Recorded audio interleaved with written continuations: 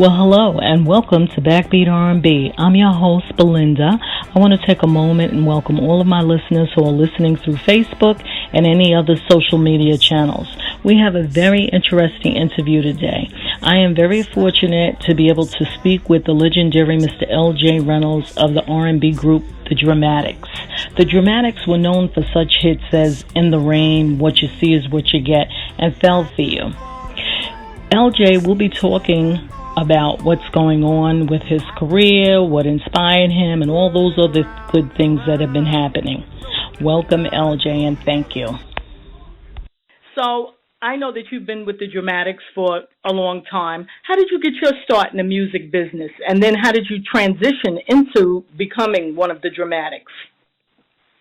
Well, it all started back in a small town called Saginaw, Michigan. That's about 90 miles from Detroit. Stevie Wonder was born also in Saginaw.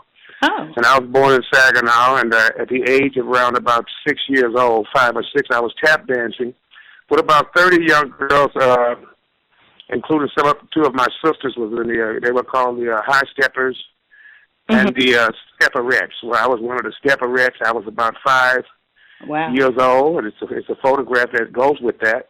Oh. And I started tap dancing with those 30 young girls. The oldest girls was probably around about 14 to 12 and 11. And then I had 2 little girls with me. So we tap danced since I was about 5 years old, and then they inserted a dance number with me and my sister Jeannie. Mm-hmm. And they inserted us singing together. And when we started singing, people started throwing money on the stage. Oh. So from that age of 5, I retired at around about maybe 8 years old from dancing and started singing. And then I met a lady by the name of Janie Mack. My real name is Larry Reynolds. Oh. And she took me under her wing and took me back and forth to New York to record records when I was 10 and 11 years old. Wow. And I recorded my first single with her called Sweet Tooth. Mm-hmm. You can pull that up on the internet and take a listen to it. It's me singing, and I was singing in a very high range in a natural voice. Yeah. As we continued to record on mainstream records through a few years after that, every year we would go back and forth to New York, which I did maybe around about 4 or 5 records with New York. And after I turned around about maybe 13, she said, you know what? That name, Larry Reynolds, it don't sound like it could be a famous name, Larry Reynolds. You get it? So she said, I'm going to name you L.J. Reynolds. Now, that J, her name was Janie. Okay. Janie Mack was her name. So that she took the J. And for years, I never knew that because I was just so young. Right. I didn't put it 2 and 2 together, but that's how I ended up with the name of L.J. Reynolds. Huh? And then she took me to New York at around about when I was 16 years old, and I recorded a record called Let One Her Do. You can listen to that on the internet as well if you pull up L.J. Reynolds and the Chocolate Syrup. Oh, okay. I was with a group called the Chocolate Syrup. Wow. And featuring L.J. Reynolds up front. And those guys didn't like it too much. But we ended up doing the Apollo Theater because we had a semi-hit record. It was a hit record in New York. Remind you, it's 12 million people in New York. Okay. So New York, Washington, D.C., and Philadelphia, we had a hit record called Let One Her Do. Well, we used to do the Apollo Theater, and I became friends with people like Millie Jackson. She told me when I was a kid, she said, I was going to take care of you and be your mother. Wow. Okay, so after singing with the Chocolate Syrup for about 3 years, I met Ron Banks and Larry Gimps at the Apollo Theater backstage. Right. And from there, they later called me to come and participate with the Dramatics. So I did. In the latter part of 1971, I started touring with the Dramatics. And in 72, I recorded my first record with them called Fell For You. Uh-oh, girl. Oh, my God. I love that song. Like a wheel whirling round and round. Yeah. I remember so that was my beginning with the Dramatics. And wow. From there on, it was we did over 38 top 10 singles. Right. Do you know, I'm just curious, I mean, do you know how the Dramatics came up with that name, the Dramatics? Yes, Larry Squirrel Gimps,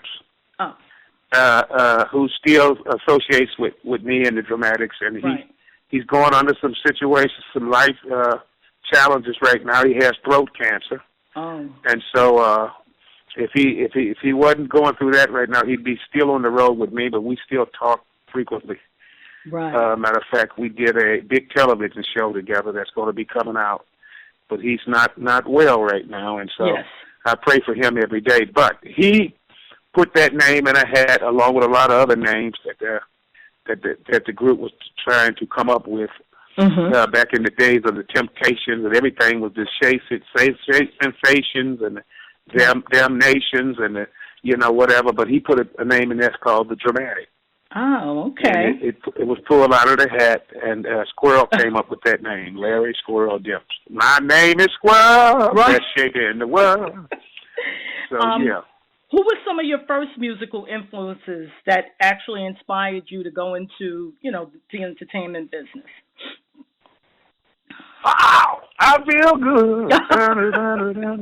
Right? I knew that I wouldn't.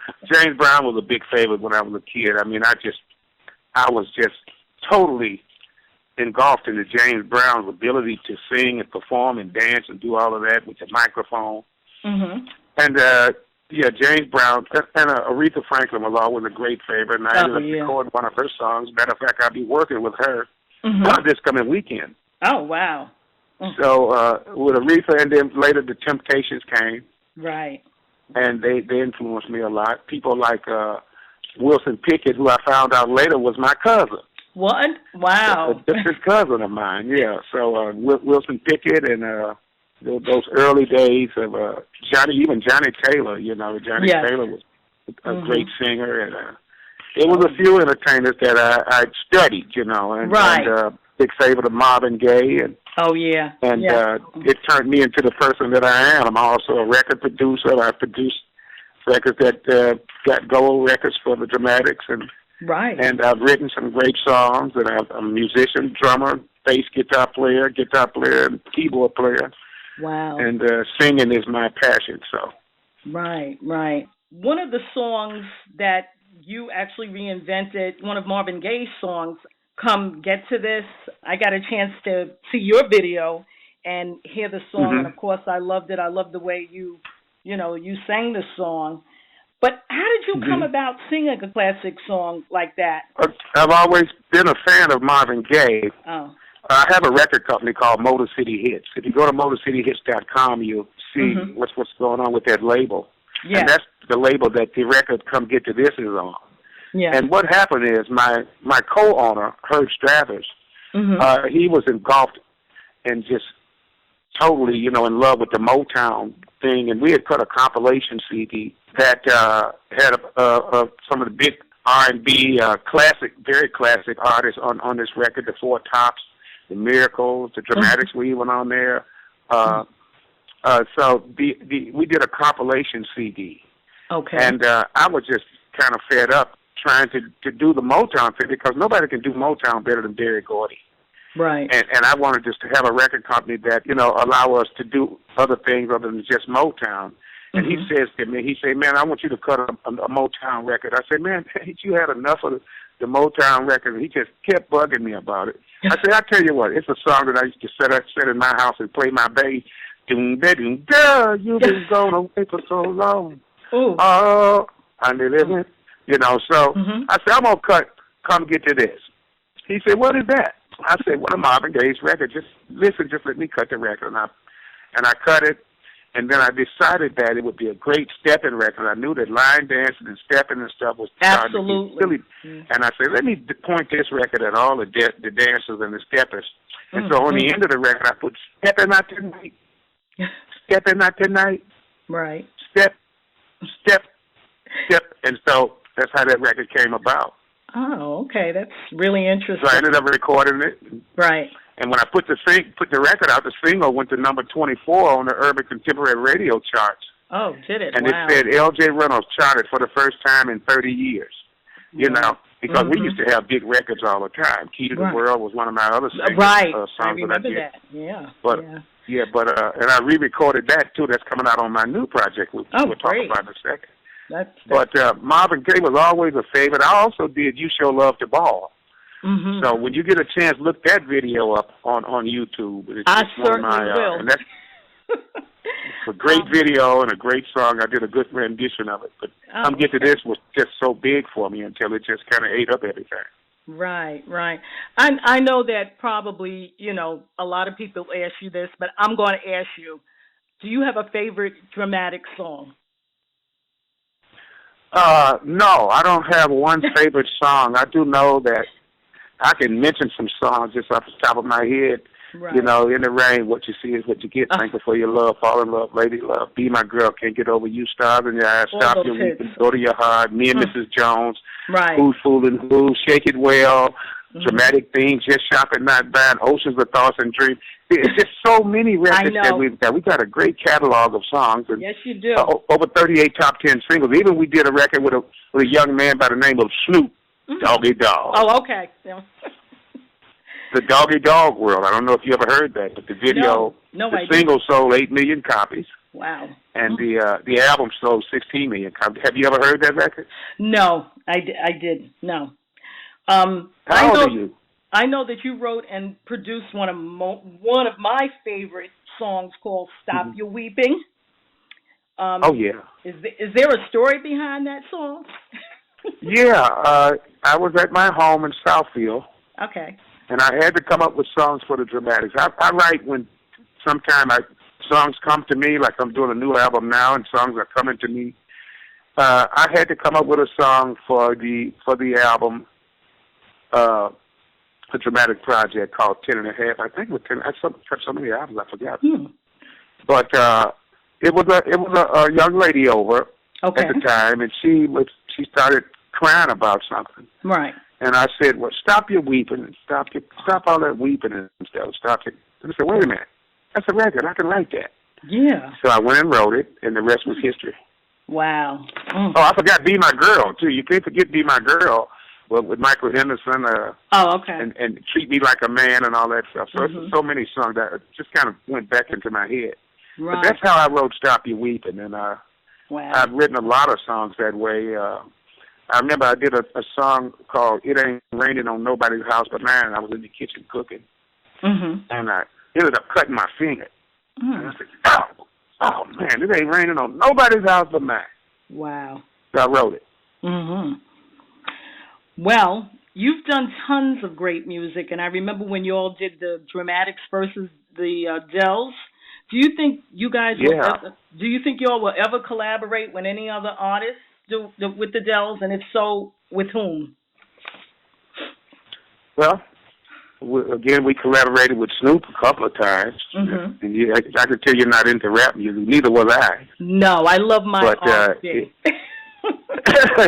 My old school But stuff. we did some great things with him, some very lucrative things that we did with him.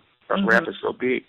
But sure, I was, believe it or not, before she passed away, she would call me all the time and say, LJ, I got a song me and you going to do. And guess who that was? I don't know. Tina Marie. Tina Marie? Wow. Tina Marie. She had written a song that her and I were going to record together. Right. And she would call me and we would talk about it, but she passed away suddenly the day after Christmas. Right. So we didn't get to perform, but I am open to performing with, I love Aretha, So I do too. And basically, even some of these young artists out here, a lot of them, they reach out at the Dramatics and they reach out at L.J. Reynolds to do things with them because Jay-Z and a few other people have re-recorded or used snippets of my songs and of the Dramatics records and stuff. So, yeah, I'm looking forward to, and yes, I would be open to performing with some of the Days acts and even some of the acts from back in the day. Well, I'm sure they'll be glad to know that. And I'm just curious about something. Some people say R&B music is slowly dying. What's your take on that? Because I actually had someone send me an article on the demise of R&B. What do you think about that? Yeah, R&B is not going anywhere. I mean, they said jazz was dead. Oh, but okay. There's a big audience for jazz all over the world. Right. And see, some of these young artists like New Edition and Johnny Gill and Charlie Wilson, those are R&B artists. Right. And they're doing excellent in R&B, and I did pretty good with this R&B record that I got out now.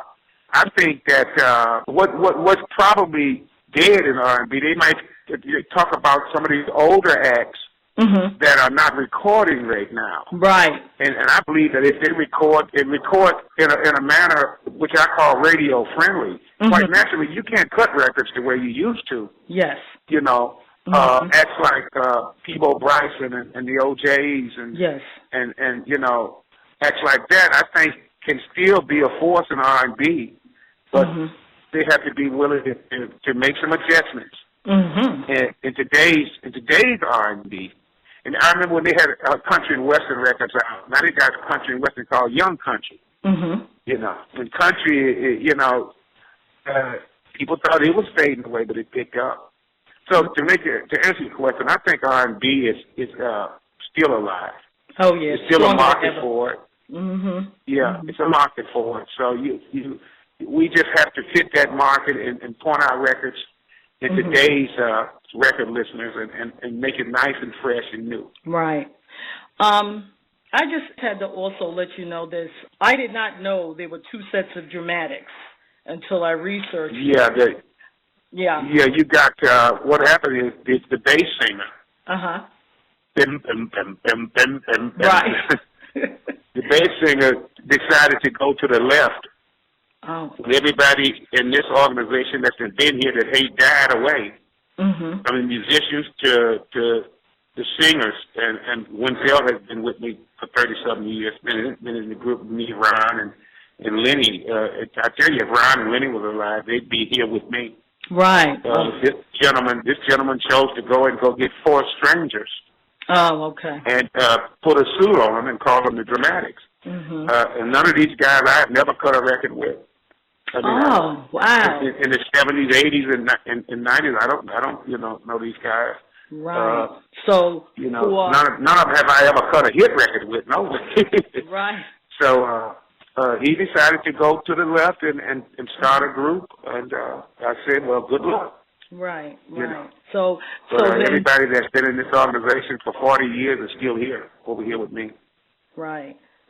Well, the thing is that the fans have to know that, because when you list it, it's L.J. Reynolds and the Dramatics, because oh, okay, all right. Well, I mean, that's important, and that's something I put in my blog, Yeah, and they fool a lot of people with that, and a lot of disappointed fans, Absolutely. So we try to get the word out to be careful and be sure you look at the flyers and you see who's associated. Most people know, if you Google L.J. Reynolds, they say L.J. Reynolds the most recognized member of the group.